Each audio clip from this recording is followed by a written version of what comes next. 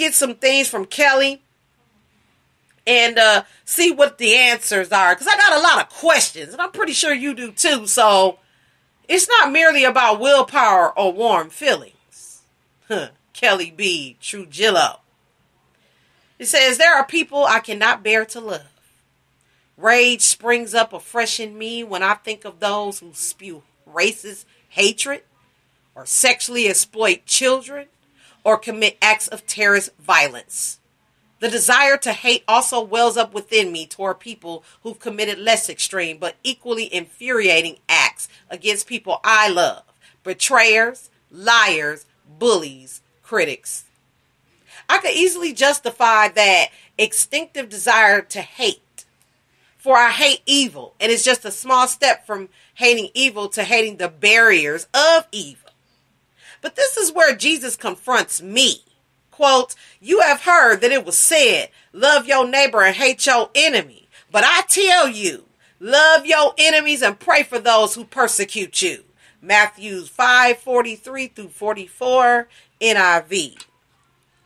What does this call to love mean in the face of ISIS? Or the man on the sexual predators list down the street?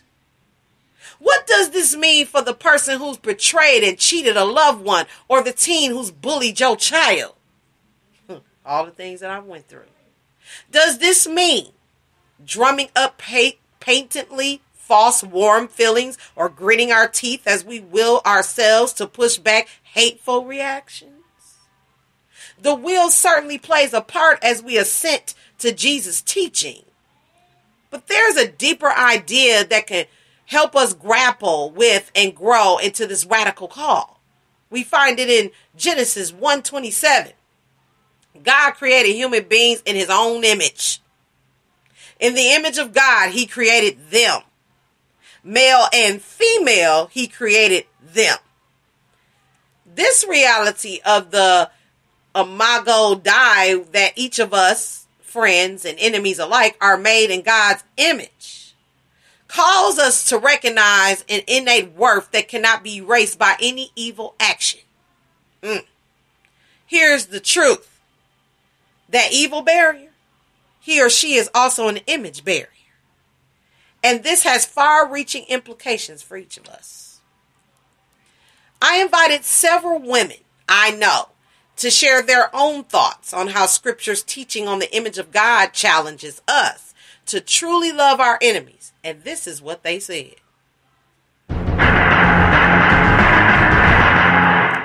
It roots out our prejudices. If all people are made in the image of God, and yet we see a particular group of people as an enemy or as someone to fear, then we need to ask why. What are we afraid of? Sandra Maria Van Opstal observes, this teaching challenges believers to wrestle with how fear may be, quote, causing us to dehumanize other people, end quote. It forces us to face ourselves. For Patricia Raybun, loving enemies means seeing them as I am, broken, confused, messed up, hurting, struggling. For example, she says, I can pray for the poor lost souls of ISIS because they are indeed lost. As I am lost on my worst days for certain, they need Jesus just as I need Jesus. It calls us to grapple with the extraordinary gospel. To love our enemy is to believe that no one is beyond the grace of God, that every single human being is on the same footing before God as sinners. It is only through Jesus' death and resurrection that we are able to be reconciled to him, Jenny Yang asserts. We should view our enemies as people, not just made in the image of God, but also potential instruments God can use for his glory. It invites us to live out our true calling. To love our enemies, we must learn to see them as image barriers. But we must learn to see ourselves as image barriers. Hannah Anderson says, when I remember that my core calling is to show what God is like and do what he would do, it fundamentally changes how I respond to my enemies, because I remember how God responded to me when I was his enemy. Whew.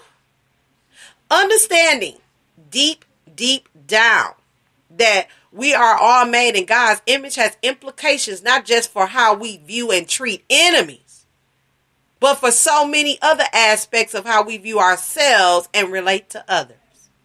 In our TCW cover story, Black Women and the Imago Dei, if I'm saying that right, Austin Channing Brown examines how this truth impacts one's sense of cultural and ethnic identity. And in Dear Parents of a Child with Special Needs, Maicha Boyette explores how the Imago Dei interweaves through her love for her son who has Down syndrome. Recognizing the imago in my enemies doesn't magically erase negative feelings that arise, but it does forcibly reorient my perspective away from my feelings and onto the cross. Thank the Lord that, as Romans 5:10 says, our friendship with God was restored by the death of his son while we were still his enemies. Terrorist, abuser, adulterer, sinner. Our undeniable God-given dignity remains, for we each are made in his image, and that will never change. Grace. Join the conversation. Read more articles that highlight writing by Christian women at ChristianityToday.com/women.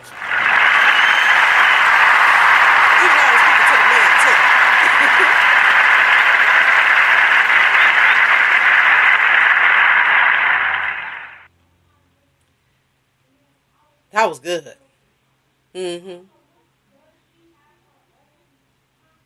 Now we're going to see what it actually means to love your enemies.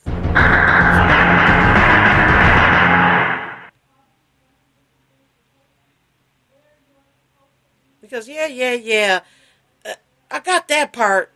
But what does that actually mean, though? We going to see. What it actually means to love your enemies, digging into Jesus' most unreasonable command. How much do you love the members of ISIS? Or the latest person who shot up a school or church or movie theater? That question may seem absurd, and maybe it is. I think love your enemies is the most unreasonable thing Jesus says. And that's saying something, because it's coming from a guy who also says stuff like, eat my flesh and drink my blood. Hate your mother and father and sell all your possessions and give the money to the poor. John 6:56, Luke 14:26, and Matthew 19:21, respectively. But love your enemies? Come on. And this is more than just the inconsiderate jerks who pop up occasionally in your life. We're not just talking about the guy at work who keeps stealing your lunch, or the lady who cut you off on the highway and then gave you the finger. Jesus and his audiences lived under an oppressive, occupying Roman government. The Romans employed torture and murder to keep people in line. Everyone listening to Jesus talk about this love your enemy stuff had plenty of opportunity to experience. I hate you with every ounce of my guts. Enemies in the soldiers and prefects that carried out this daily social domination. Not just monsters. As I read about the latest shooting or the latest beheading, my natural response is to dehumanize the people who do these things. I think of them as monsters or demons or something else that allows me to pretend that they are not fellow humans. You know. But that's not true. Each one was born.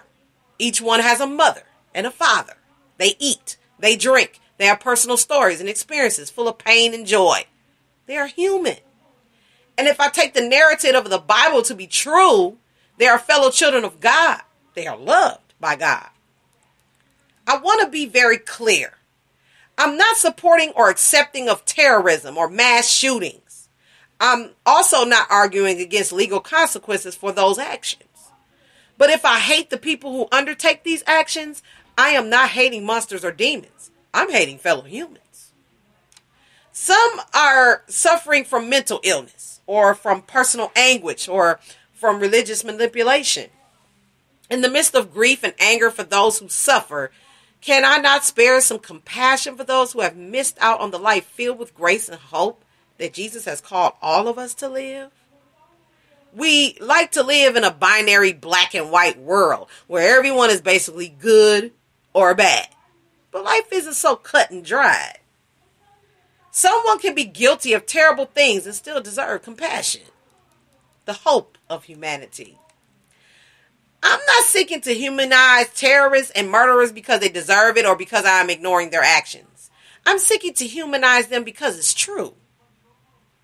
It is also the only way we can hope to stem the tide of terrorism and shootings at schools and malls and workplaces and houses of worship. Because of these actions are the work of monsters and demons, I am powerless to stop them. I can only shake my head and feel sad that such beings cannot be stopped. But if I'm dealing with humans, I can have hope. Hope that messages of love and acceptance and peace can be heard. Hope that God can redeem even the worst of sinners. Hope that God can redeem my deep, dark sins too.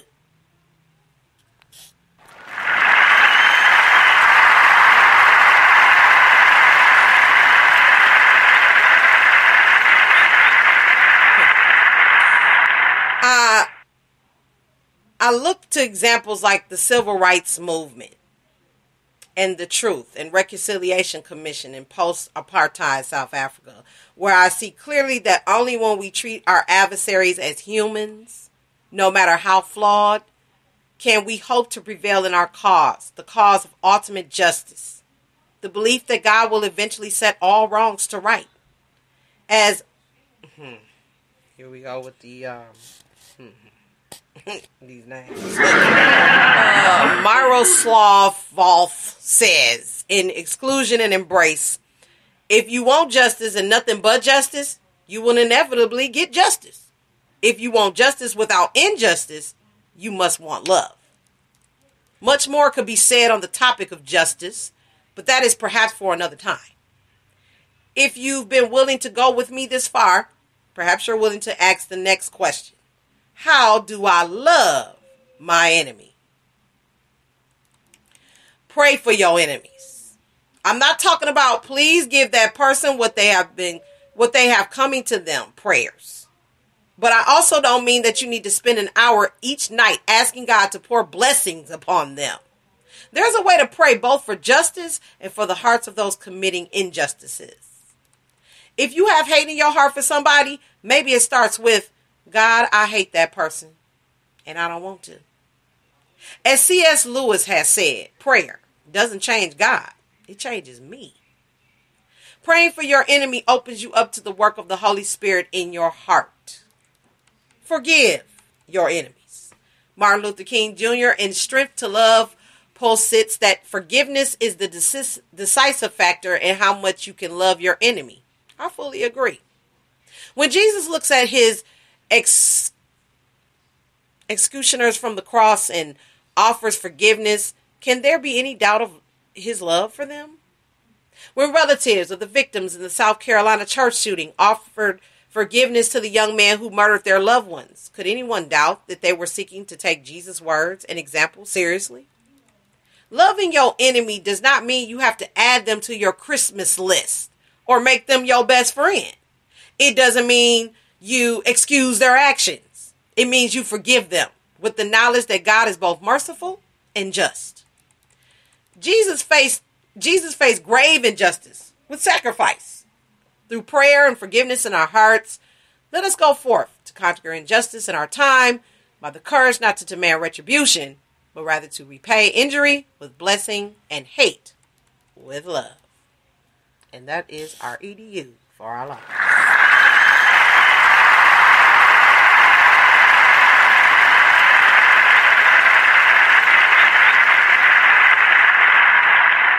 So, on that note, I hope all questions was answered. Mine was too, especially about my situation. Quote for the night.